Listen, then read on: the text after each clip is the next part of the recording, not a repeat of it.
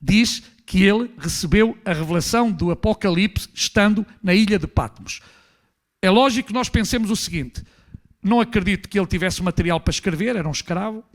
Não acredito que ele pudesse escrever muito naquela altura, por causa de todas as condições. O mais lógico é que depois ele vai para Éfeso.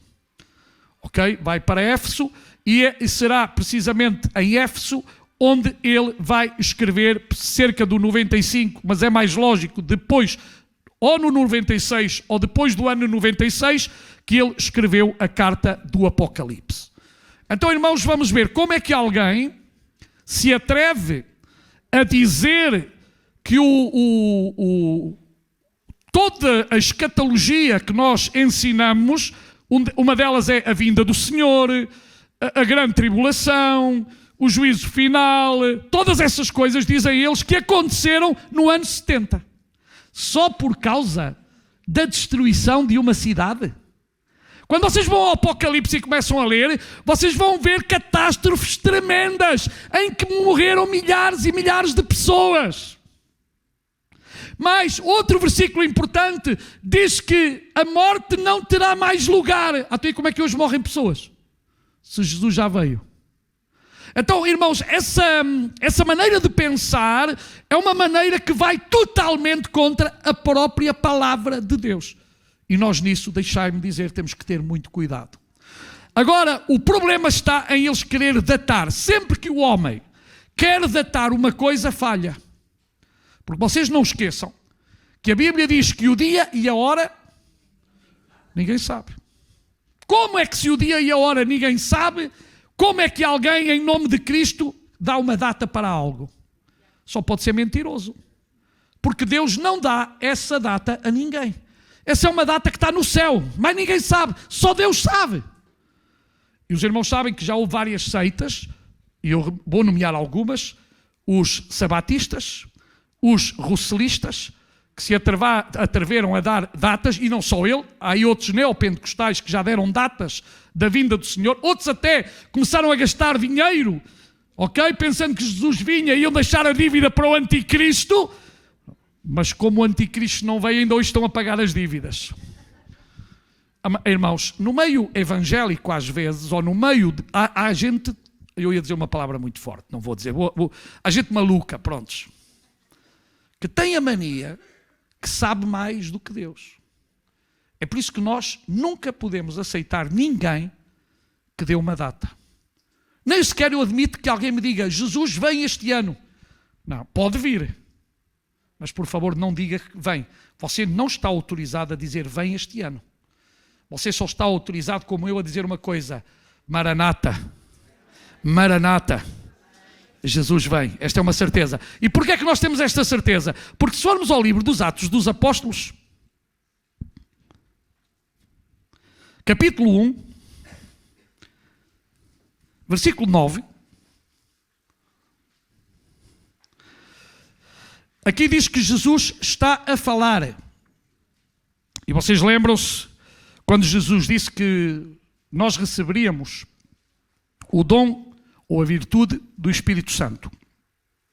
E depois no versículo 9 diz: e quando dizia isto, ou seja, Jesus, vendo-o eles, os discípulos, foi que? E levado aonde? E uma nuvem o ocultando-o a seus olhos. E é normal o que eles fizeram, nós também faríamos. Estando com os olhos fitos no céu, sempre que há uma coisa assim fora de série, o que é que nós fazemos? Parece que quando há ali um acidente na ponte 25 de Abril, há gente que provoca outros acidentes porque fica a olhar. Não tem cuidado, não, está a pôr em risco a segurança dos outros. Neste caso não, eles estavam no mesmo sítio, simplesmente ficaram a olhar. O que é que vai acontecer agora? É normal, eu faria o mesmo. Enquanto ele subia, eis que junto deles, algo real, algo autêntico, algo verdadeiro, se puseram 2 varões vestidos de branco. Lucas via varões. Lucas não está a dizer, eram anjos. Nós sabemos que eram. Mas até aqui não dá para saber quem é. 2 varões, mas pelo menos já havia uma diferença neles. Para ele dizer que estavam vestidos de branco, provavelmente nenhum deles estaria vestido de branco, senão ia confundir. 2 varões vestidos de branco. Aos quais lhes disseram: varões galileus, porque estáis olhando para o céu? Esse Jesus, que dentre vós foi recebido em cima no céu, o que é que está escrito? Há de vir, assim como para o céu o vistes ir. Irmãos, a partir daqui, os apóstolos, a igreja pelos séculos, nós hoje continuamos a pregar que Jesus virá buscar a sua igreja. Ainda não veio. E não veio porquê? Porque nada daquilo que Jesus disse aconteceu. Exemplo, os mortos, quando ele venha, diz Paulo aos Tessalonicenses, os mortos em Cristo ressuscitarão primeiro. Ora, se naquele tempo, no ano 70, Jesus tivesse efetivamente vindo, os historiadores da época diriam: muitas sepulturas foram encontradas abertas e muitos crentes, depois diz, e os que estiverem vivos serão transformados em corpos gloriosos e subirão ao encontro do Senhor. Então muita gente diria: olha, o meu vizinho desapareceu, aquela família desapareceu, a outra desapareceu, porque seriam milhares. Isso não aconteceu. Então, meus amados irmãos, outra coisa, havia pessoas que foram passando o testemunho de geração em geração, o chamado testemunho oral. Ora, havia gente viva no século II que foram crentes no final do século I, que receberam a palavra diretamente de João e dos outros apóstolos, e até alguns ouviram em primeira mão estes homens.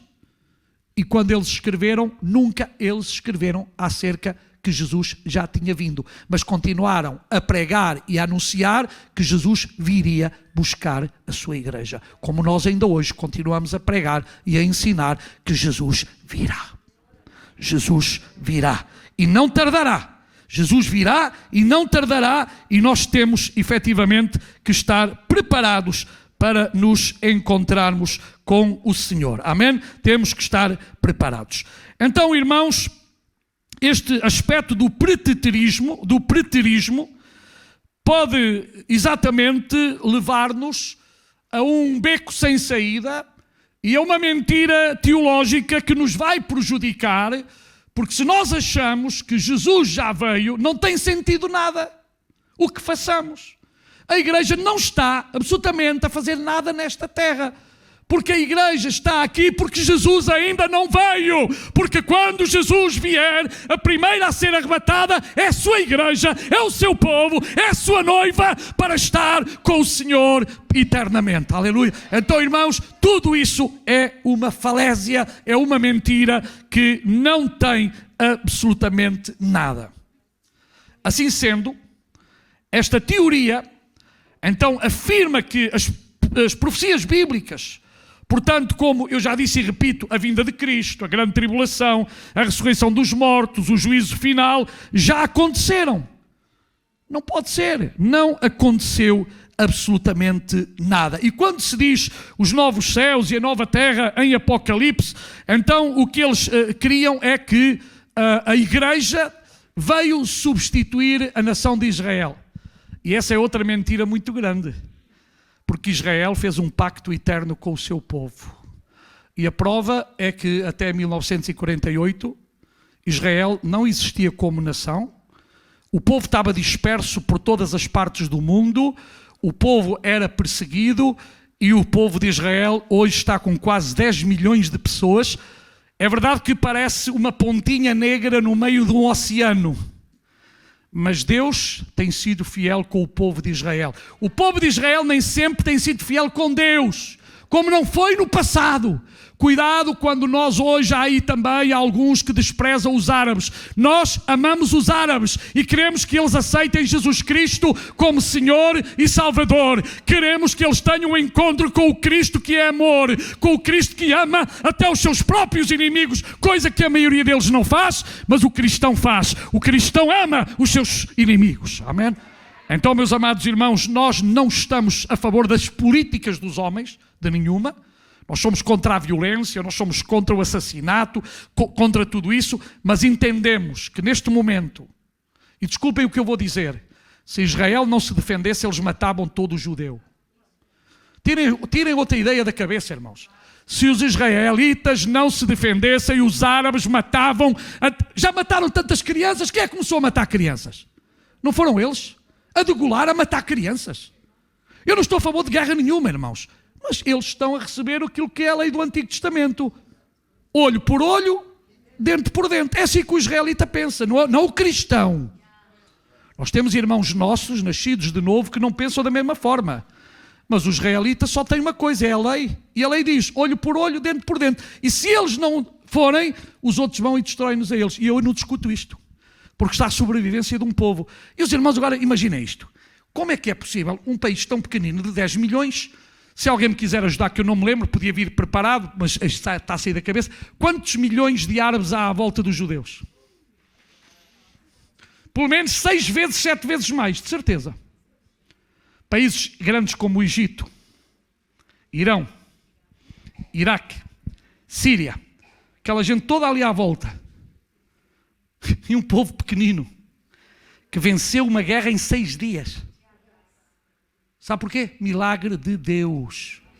E o problema é que as pessoas estão-se a meter com o povo de Deus. Não é com o povo perfeito, não é com o povo que ama, é com o povo que Deus fez uma aliança desde o princípio. E ai daqueles que vão contra as alianças que Deus tem estabelecido. Deus tem o direito de estabelecer alianças como Ele quer, como Ele pensa. Isto não quer dizer que Deus esteja de acordo com os homens. E a prova é que Israel foi castigado muitas vezes por não fazer a vontade de Deus. Quando Israel saiu do Egito, tinha todas as condições para chegar rapidamente à terra prometida, mas muitos morreram no caminho. Porquê? Porque abandonaram Deus, murmuraram de Deus, falaram contra Deus, não aceitaram o plano de Deus, a vontade de Deus. E quando nós queremos fazer as coisas à nossa maneira e forma, também recebemos a paga das nossas ações. Porque a Bíblia diz que o salário do pecado é a morte, mas o dom gratuito de Deus é a vida eterna em Cristo Jesus, nosso Senhor. Então, por todas as ações negativas e más que eu faço, eu vou certamente receber a paga. Porque Deus quer que todo homem, independentemente do país, independentemente da raça, independentemente da religião, Deus quer que todo homem seja salvo e venha ao conhecimento da verdade. A coisa que Deus quer para todo homem é que a verdade que é Ele o liberte. Por isso Jesus disse, conhecereis a verdade e a verdade vos libertará. O ser humano necessita ser liberto do pecado, do vício, da religião, da escravidão, como já cantamos nesta manhã. Eu não sou mais escravo do medo, eu sou servo de Deus, aleluia. Então esta gente, os preteristas, isto até o nome é difícil às vezes. Jesus disse em Mateus 24:34, de certo os digo, que não passará esta geração até que tudo isto aconteça. Agora, e eu não vou entrar em muitos campos, vou só refutar. Já disse que Deus fez um pacto com Israel e esse pacto é eterno. Jeremias 31, versículo 33 ao versículo 36. Jeremias, capítulo 31, versículo 33 ao 36, que diz assim: mas esta é a aliança que farei com a casa de Israel depois daqueles dias, diz o Senhor. Porei a minha lei no seu interior e a escreverei no seu coração, e eu serei seu Deus e eles serão meu povo. E não ensinará mais cada um a seu próximo, nem cada um a seu irmão, dizendo: conhecei ao Senhor, porque todos me conhecerão, desde o menor até o maior deles, diz o Senhor, porque lhes perdoarei a sua maldade. E diz agora aqui, e o que é que está escrito? Nunca mais, e nunca mais. Para Deus o que é nunca mais? É um mês? É um ano? É para sempre. Deus não mente. Deus não diz agora uma coisa como as pessoas e amanhã dizem outra. Isso é coisa de ser humano, que hoje dá a palavra, amanhã diz que não deu a palavra. Hoje diz que sim, amanhã diz que não. Deus, o que diz, cumpre. É por isso que nós confiamos em Deus. Nós não confiamos em um qualquer, nós confiamos naquele que tem palavra, naquele que é a palavra viva. Nós confiamos naquele que os céus e a terra passarão, mas a sua palavra permanecerá.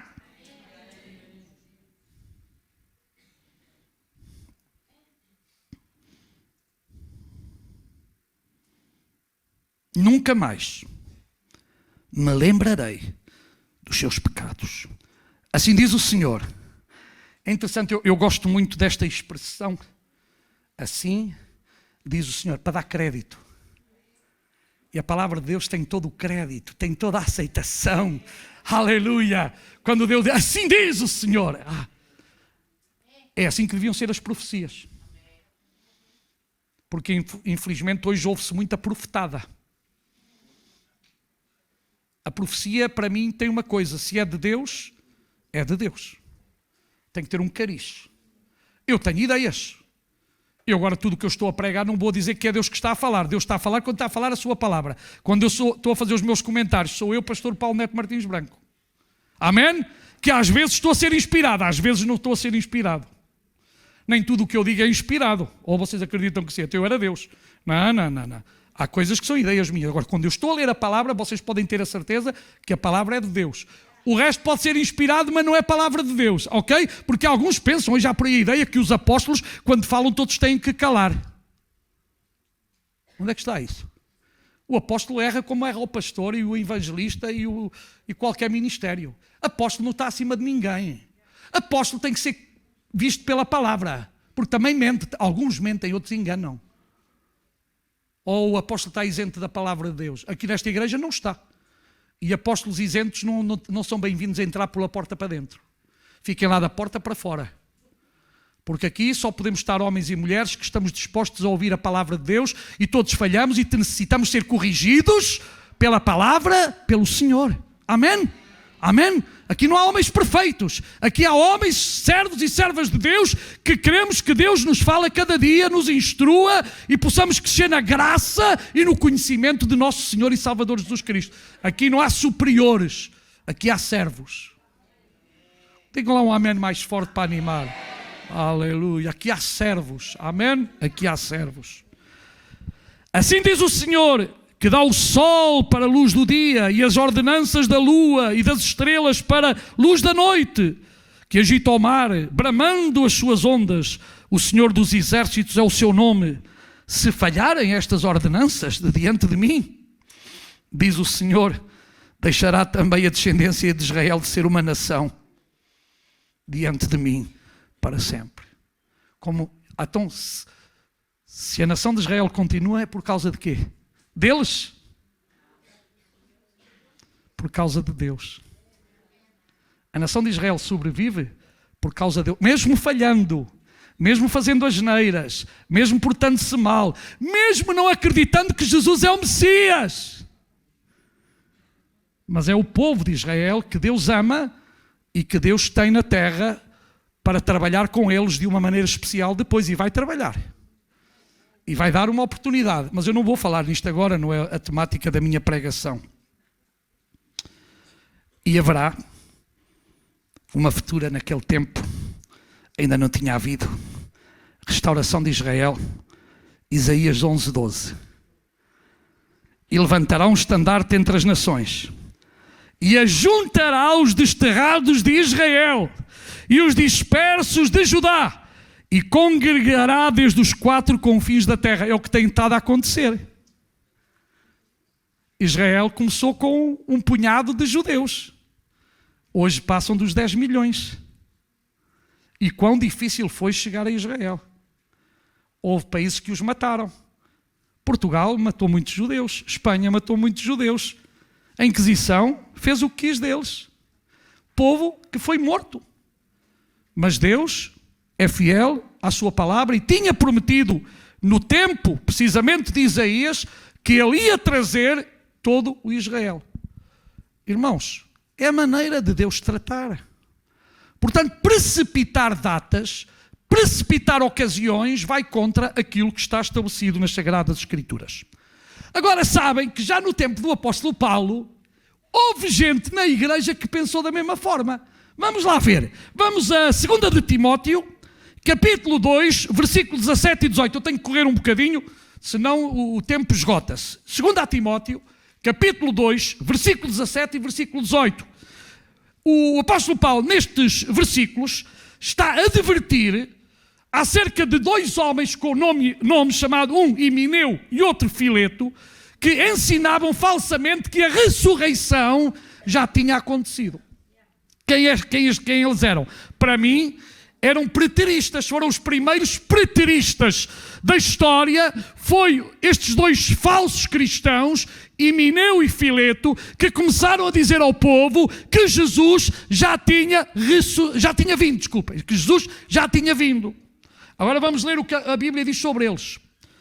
2 Timóteo.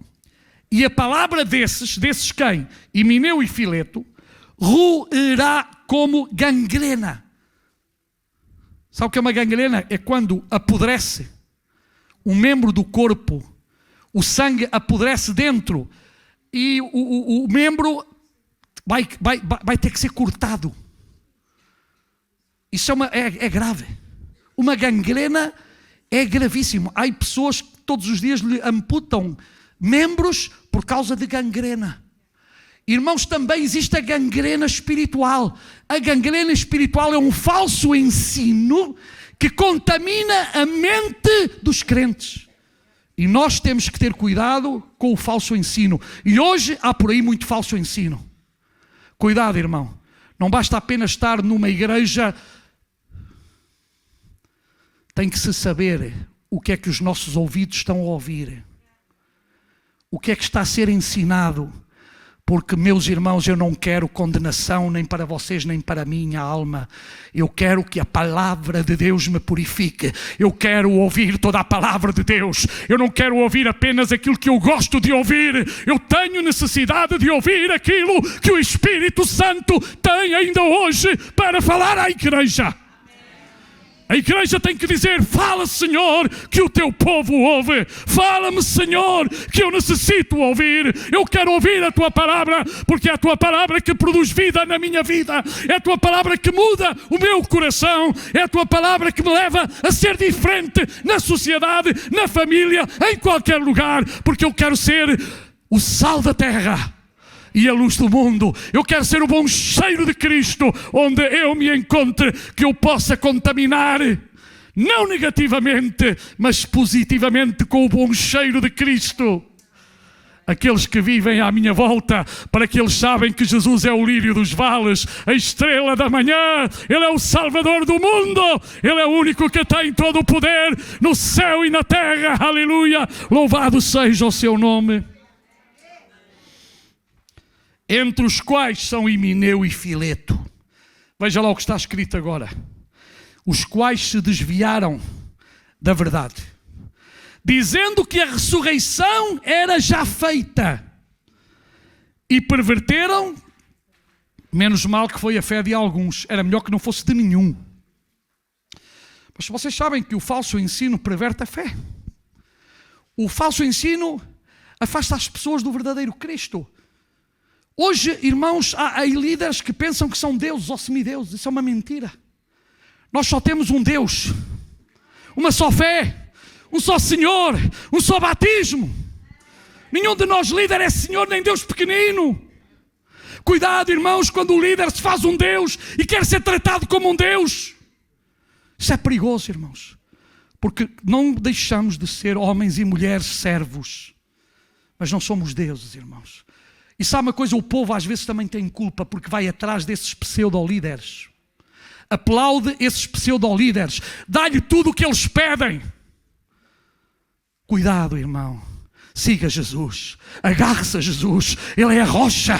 Ele é o autêntico. Ele é o verdadeiro. Ele é o único a quem você pode confiar a sua alma.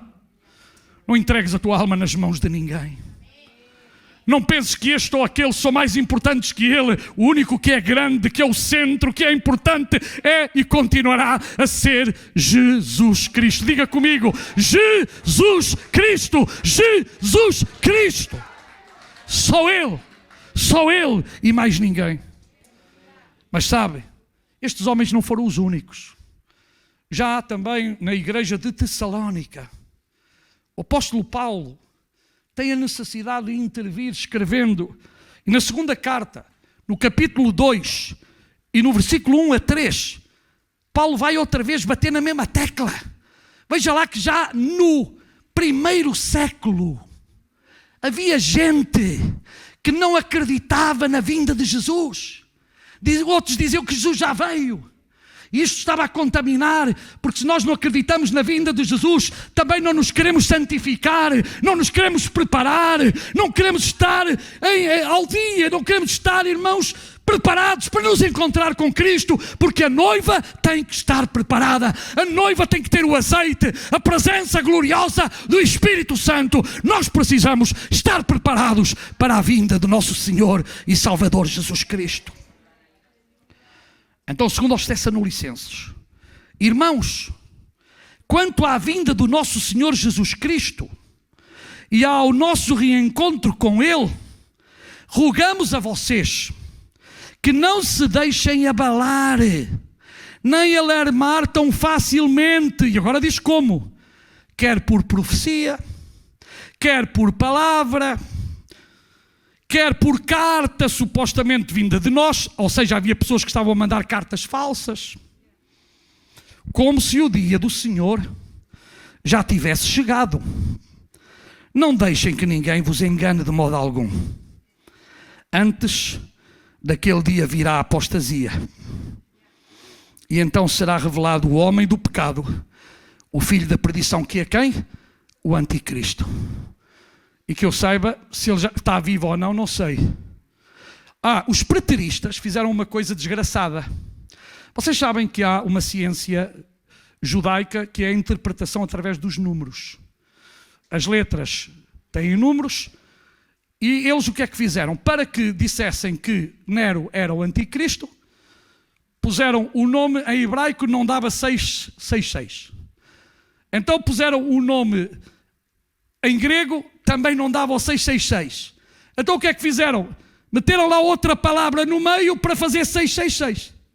A estupidez do ser humano leva-o a falsificar uma prova documentada quando nem sequer um judeu faria isso. Só para dizer, nós temos razão.